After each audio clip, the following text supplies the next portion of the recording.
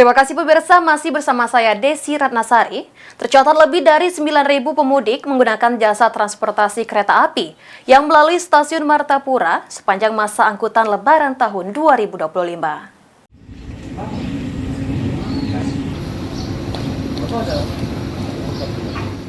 Sepanjang angkutan Lebaran tahun 2025 di stasiun Martapura, terhitung mulai dari tanggal 21 Maret hingga 4 April 2025, tercatat lebih dari 9.000 pemudik menggunakan jasa angkutan kereta api.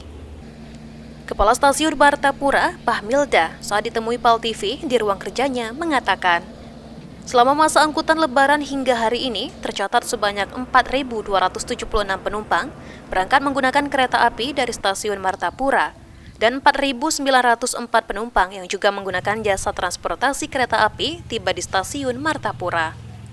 Diperkirakan puncak arus balik Lebaran akan terjadi pada tanggal 5 dan 6 April, di mana pada minggu depan aktivitas pekerja dan pelajar akan kembali dimulai. Hingga hari ini telah terjadi peningkatan penumpang sebanyak 25% dibanding dengan hari biasa. Pak Milda menghimbau bagi para penumpang untuk tidak menggunakan barang berharga atau perhiasan yang mencolok yang dapat mengundang terjadinya tindak kejahatan. Untuk masa angkutan Lebaran nih dari tanggal 21 Maret 2025 sampai dengan hari ini 4 April 2025 tercatat penumpang yang naik dari stasiun Martapura itu mencapai 4.276 orang dan penumpang yang turun itu mencapai 4.904 orang.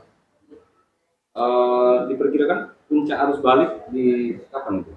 Puncak arus balik diperkirakan tanggal 5 besok sama tanggal 6 hari Minggu nanti, karena tanggal 7 itu udah mulai masuk untuk yang bekerja, dan mulai masuk kerja, dan anak-anak sekolah juga udah mulai untuk masuk sekolah. Kami himbau kepada para penumpang yang untuk mengadakan perjalanan untuk tidak terlalu mencolok membawa perhiasan-perhiasan yang bisa memancing kriminal di tempat umum.